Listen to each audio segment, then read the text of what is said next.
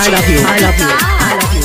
अनिल साहब चिकना बाजार बाद 9 संपर्क करें। Mobile number 9836720605।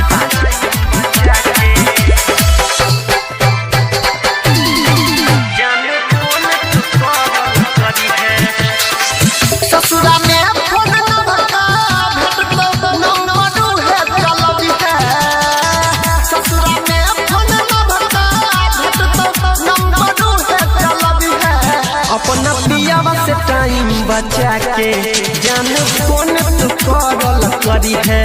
अपना रजब से टाइम बचा के जान फोन तू करल करी है। ससुरा में फोन लगा भेट तो नंबर है चलबी है। अपना पियावा से टाइम बचा के जान फोन तू करल करी है। अपना रजब से टाइम बचा के जान फोन तू करल करी है।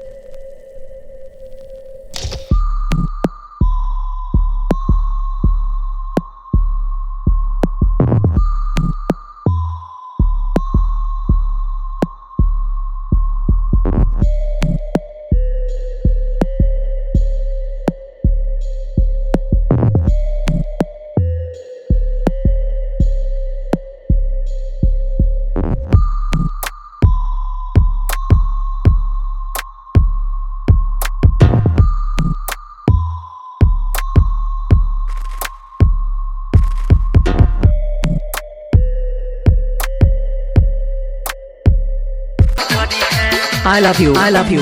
I love you. अनिल साहब चिकना बाजार बाद 9 संपर्क करें। Mobile number 9836720605।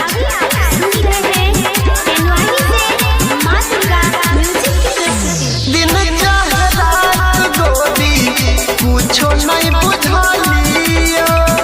देखे मिस कॉल तोहर रोजे मिले लियो। दिन चाहे रात गोरी कुछो नहीं बुझालियो। देखे मिस कॉल तोहर रोजे मिले छलियो।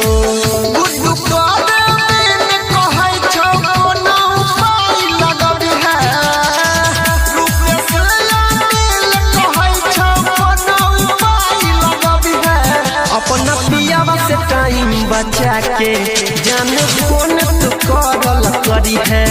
अपना रजब से टाइम बचा के जान फोन तू करल करी है।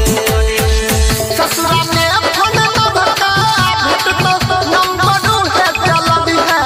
अपना पियावा से टाइम बचा के जान फोन तू करल करी है। अपना रजब से टाइम बचा के